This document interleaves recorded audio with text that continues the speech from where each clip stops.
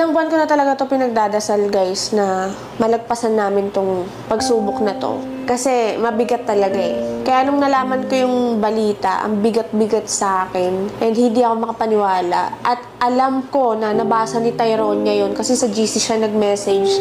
Kaya kinatok ko agad siya kahit nasa CR siya kasi hindi ko alam kung ano ba nararamdaman ng bata, paano ko siya i-comfort.